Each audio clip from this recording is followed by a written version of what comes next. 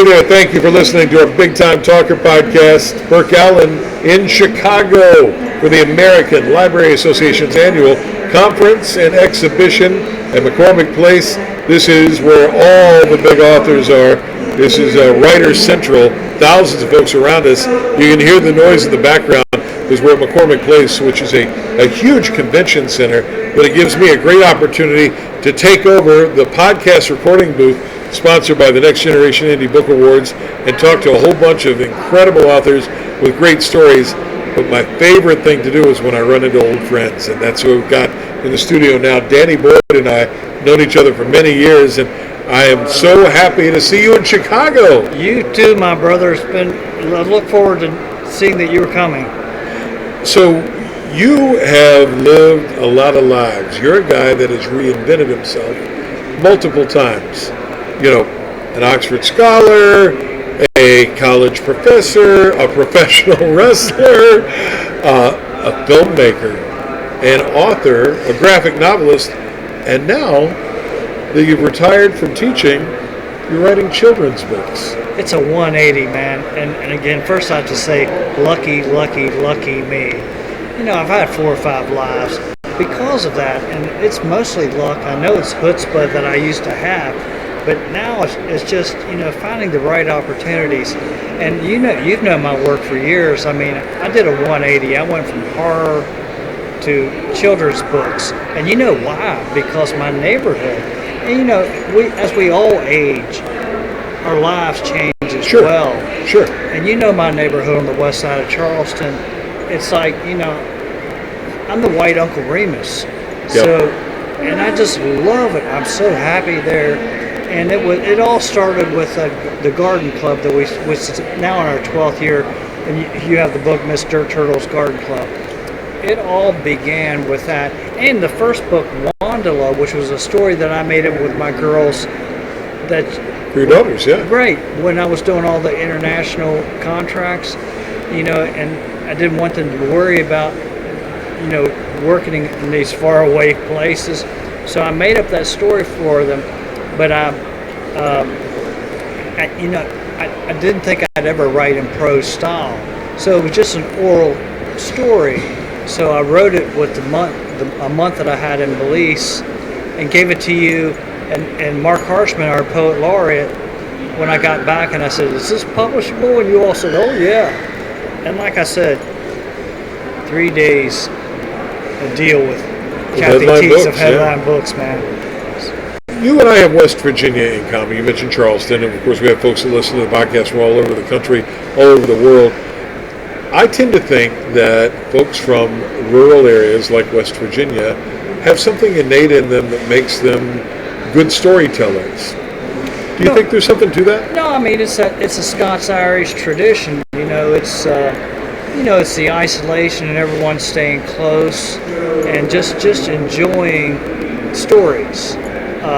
But you know, I've been asked this a lot. I don't know where it came from. It came from my dad, who you met before. But I mean, he was just such an awesome storyteller, and I think I just picked up from there. But again, Burke, I've just always been a curious guy. I mean, it's always about what you know, and I pay attention. I listen to conversations, and that's what gives me my ideas, and I never run out. Thank God. I've got 4 of the books here in front of me, the 4 children's books, and you mentioned Miss Dirt Turtle's Garden Club, so I want to start with that one. This has to do with the germ of an idea that formed because of your neighborhood. You mentioned you live in an ethnically diverse neighborhood.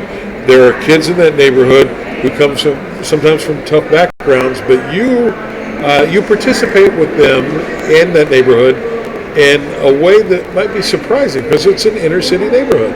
Well, you know, and again, people say it's so wonderful what you do for them. I said, I don't do it for them. I do it for me.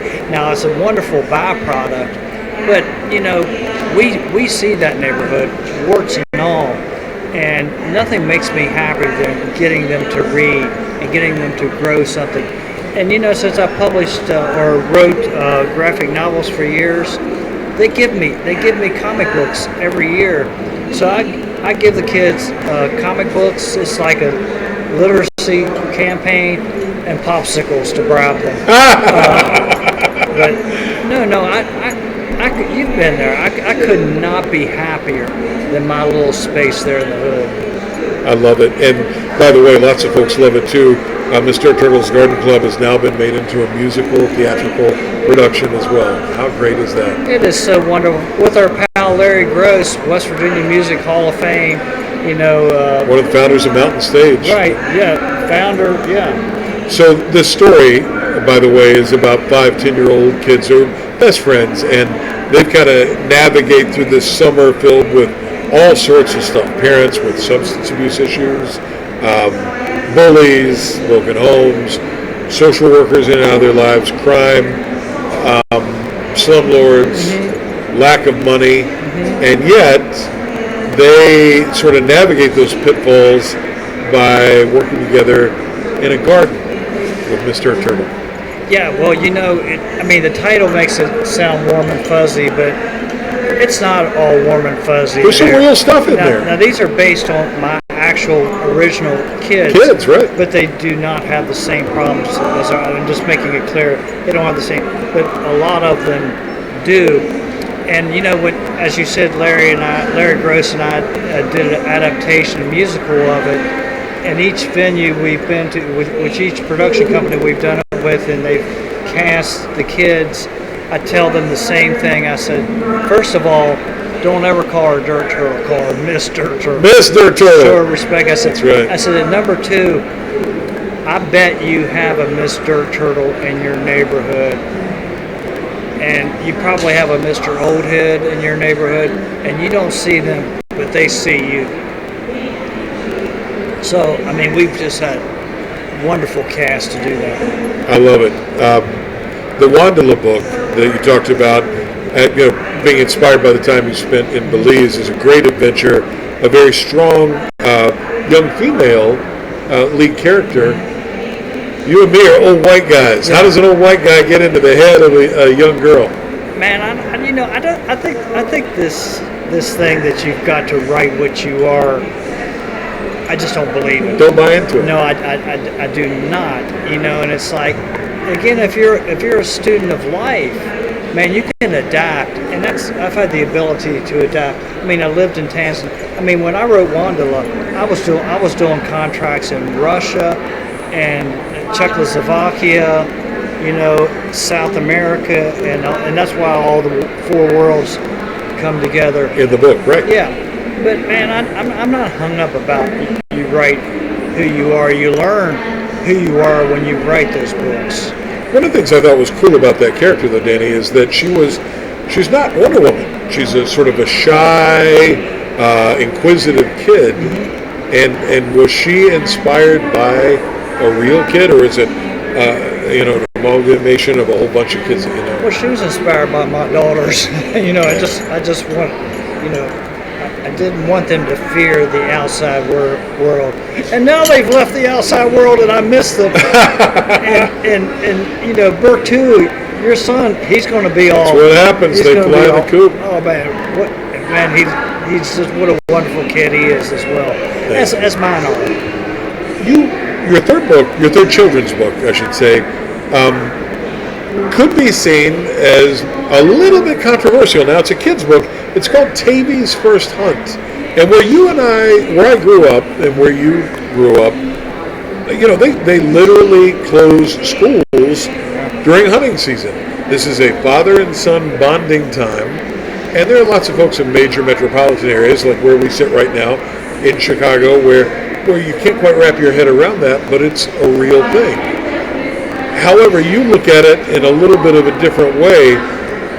With Tavey, the lead character, who finally is old enough to hunt, goes out with Dad, who guides Tavey through it, and something happens. Well, as our pal Homer Hickam blurb, he says, the book is not about hunting. No.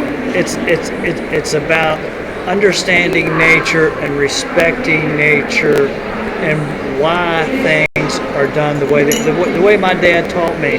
And I'll fess up, I stopped hunting when I was a teenager. it just wasn't my cup of tea anymore. But my dad and I still came every year to our hunting club in Sleepy Creek Mountain, Morgan County, every year until he passed. I'm still a share owner of the Posey Hollow Gun Club. You're right. It really is at its core a story about fathers and sons, much like Homer Hickham's Rocket Boy's October Sky isn't really about rockets. It's a father-son story. Yes. Hey, I'm going to look at our producer. Do we have time for me to ask about one more book? All right. Mr. G is keeping me on track here. WrestleDreamia. WrestleDreamia. A boy's strange journey into the squared circle. People would look at a picture of Danny Boyd online and not imagine that you spent time yourself in the wrestling ring. I can't believe it either. 11 years. Which is kind of interesting and amazing in itself. Not the least of which is that you're still able to walk around and talk about it, and they didn't snap your neck like a chicken bone. Well, I mean, I'm walking gingerly now. I'm 66 now, so man, I feel every pain, and I don't miss any second of it. The story, this wrestling story that you've written, is about this kid. He's 12 years old, mixed race kid, doesn't cut it on his middle school basketball team, primarily because he's just not very disciplined. He's an unhappy kid. His dad dies. I'll give that away a little bit. But everything gets turned upside down when there's a wrestling guy who moves into the neighborhood trailer park. For a month stay.